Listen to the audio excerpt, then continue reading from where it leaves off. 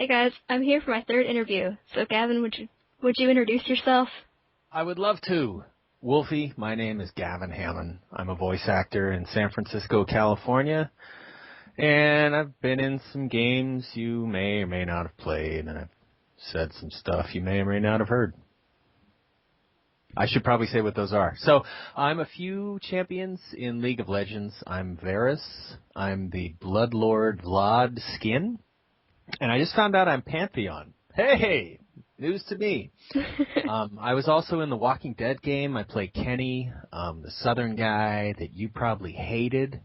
And I bark and scream and yell and get shot a lot in Halo 4 and Dead Space 3 and Tomb Raider that just came out today. And SimCity, I say a bunch of jumbled up gobbledygook about, nothing in particular because there's no language. But that came out today, and I'm in that as well.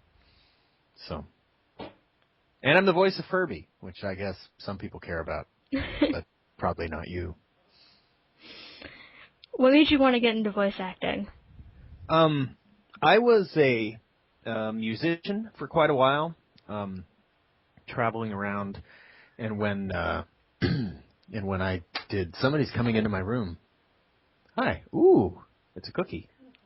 Kind of falling apart. I'll eat it fast. Thanks. I won't eat it now because I'm talking to you, but I will eat it shortly. And that's a good-looking cookie. Anyway, so I heard on the radio a woman named Samantha Paris, who runs a school called Voice Tracks, where the esteemed Brian Summer teaches. And I heard about the school from her, and I had always done silly voices and tried to do accents and stuff and talked with weird voices as a kid. I loved Looney Tunes and The Simpsons, and so I was really interested in I had no concept that people did that, and this was in the mid to late 1990s, so it was kind of before there was a ton of voice in video games, and it was before there were so many other opportunities for voice kind of all around us. It was mostly just commercials and animation, little bit of video games that were sort of expanding. But I took classes and really liked it, found that I was pretty good at it, and just kind of continued doing it, started working, and then started doing it full time, and love it. It's the best job in the world. What was your first role? My first job was for an auto body shop up here in Northern California, and it was like a total typical, radio commercial that had like a jazz bass line in the background, that sort of thing, and if you damage your car, that whole sort of thing. So that was my first job, and I was trying to be really not nervous and act really professional. And they're all, so how long you been doing this? And I'm like, that's including the amount of time I had taken classes, a few years. I go, oh, okay, but that was my first job. I think my first game was in a game called Kuon, I believe it was, which was a Capcom or a Konami. Maybe it was a weird Japanese survival horror kind of creepy thing from what I remember, which is not anything, really. And that's the end of that answer. Not a very good one. Sorry. What would you be doing if you weren't voice acting? I would probably, oh God, what a terrible question. What a horrible thought. I don't know. I might still be working for my dad. I might still be working in construction or running in being an industrial contractor. I might just kind of be a dad, stay at home and be a father.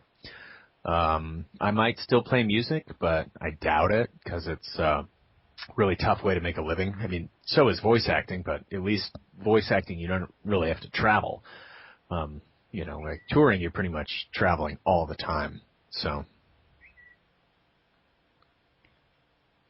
yeah. I don't know, one of those things.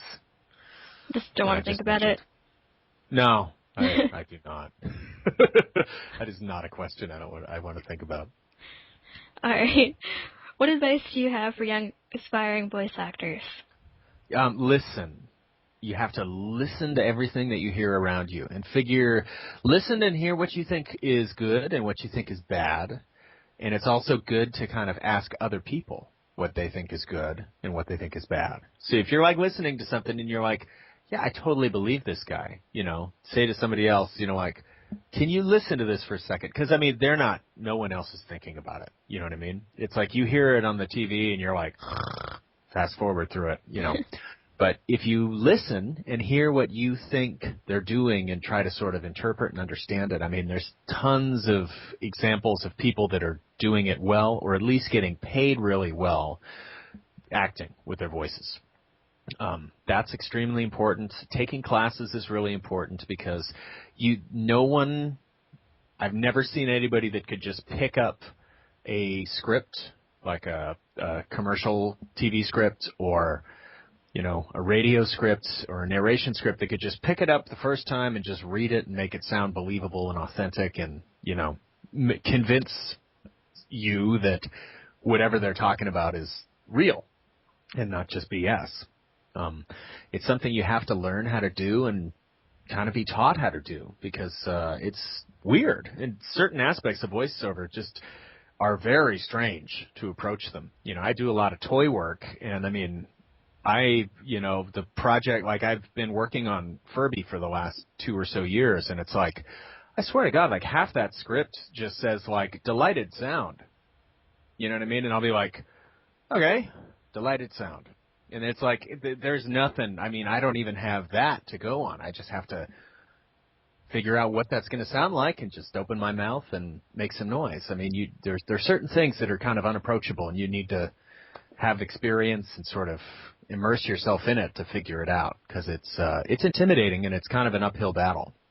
Nobody really wants you to know how to do it because you're potentially taking work away from them. So they're happy to teach you if you'll pay them for it, but it's a weird business. There are just as many people that teach it, and they don't necessarily work. It's weird. It's just one of those things that you really can't learn from the outside. All right, on to League. Yeah. I know nothing. What was it like voicing the champions? Well, they've all been kind of different. They're like, I remember with Varys, there were several rounds of casting where I would do it one time, and I know that other guys were doing it as well. I'm sure Adam and Owen and Brian and all my buddies were reading it multiple times too. And it was just sometimes they felt a little bit more of a big deal. Like when I did the Bloodlord Vlad skin, I don't remember that having as much of like a casting setup time. And I don't remember that being as much of like a, like Varys was like, this is the new champion. You can't tell anybody about it. You can't talk about it. You can't talk about the videos you're seeing. So it was, it felt like a very big deal. And at each subsequent champion that's kind of come through that we've got to audition, that we've seen has been similar, where it's been like, this is a big deal because these are new things that we're doing and that we, how, successful the game is. So, but, Riot works differently. There's generally a lot of people on the phone. We record those at a place in Emeryville, California called Somatone, where they do all kinds of games for Flash, like Flash-based games and iOS games and console games. They do tons of stuff and all kinds of different sort of other audio projects. And they do sound design, and they're really fantastic, wonderful people. But the way that they work is oftentimes you're just on the phone with one of their offices in Vancouver, and it's just you and their audio guy. But with Riot, there's like 5 or 6 other people that call in that are involved in the session. They get a lot of feedback, asked to do things a little differently. We usually have videos that we have to do ADR to, which is dialogue replacement, like they do in anime, where they've already recorded the audio and animated the thing, right?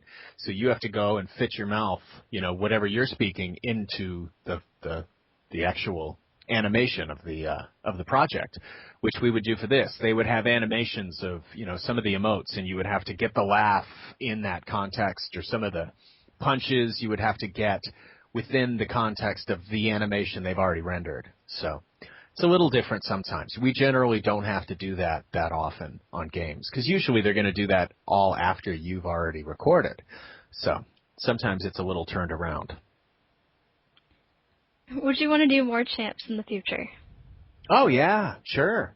It's a great opportunity, and the game is hugely popular, and it's a lot of fun. And I love working, and I love, the work that I do, so I'm happy to do as much as possible.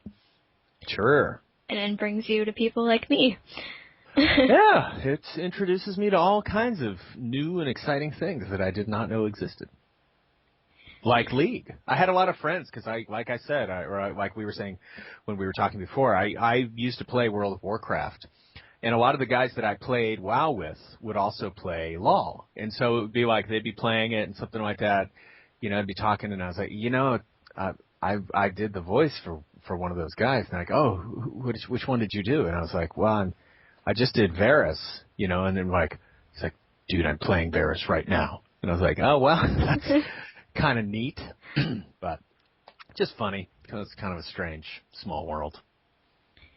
What do you think of League's fan base?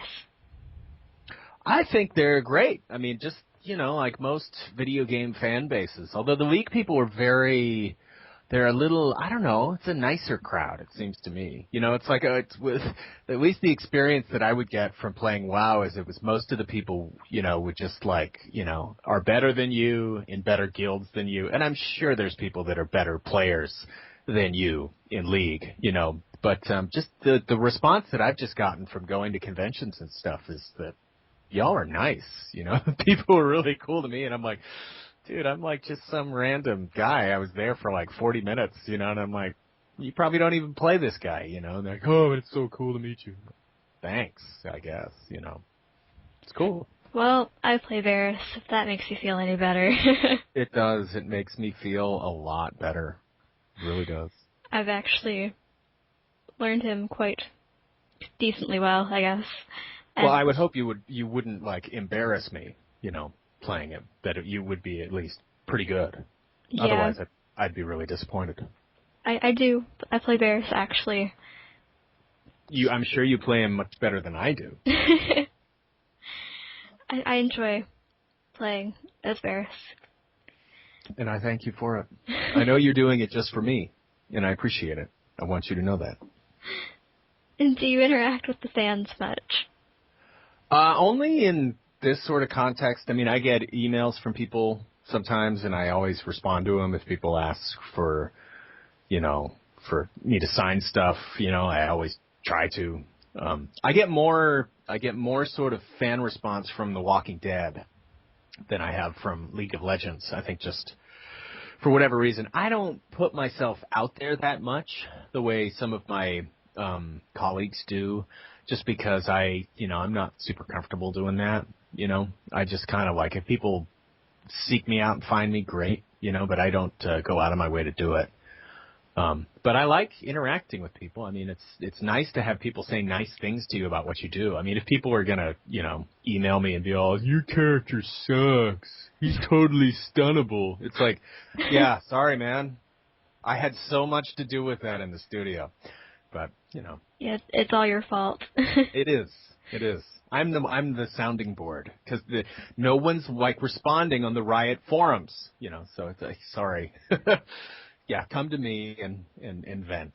Yeah, let me know you're just staying for something that's out of my control. Yeah.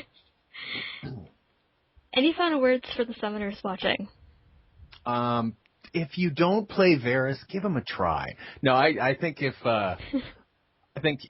just keep enjoying the game and keep supporting Riot. They're doing a great thing, and they've got a great game, and they take really good care of it, and nobody's gonna support it as well as you guys. So just keep playing and enjoying the game. I know that they've got lots of cool things planned because we've seen some of them come through the pike. So just keep on keeping on. And thanks for coming out to conventions and stuff if you've come to meet any of us. We love to meet people. Yeah, I'm not that fortunate to be They in a don't place have those conventions up there to be in a in Nova place Scotia. that has Yeah. like we have Well, HalCon you and gotta organize Wulfie-Con. oh yeah, I'll have my own. And we would come, man. If you built it, we would come. I'm telling you. Wulfie-Con. If I can Wulfie-Con 14, 15? Wulfie-Con 2015? Yeah. 14 might be a little tough to get it up and running in the, But 15, we could do this. I'll work on it. Right on. Get some I'll people be there. Get some people behind me and There you go. we'll make You've this got happen. StephanosRex. And Just have get Rex on it. an awesome party in Nova Scotia. I'll be there. Where all the cool people are from. It's where all the cool people will be. Well, that's all my questions, so Well, I thanks. appreciate you talking to me. And thanks for... Sorry, I started to enjoy this cookie. It's delicious. Alright, thank you. Thank you, Wolfie, and I'll talk to you soon. Alright. Bye.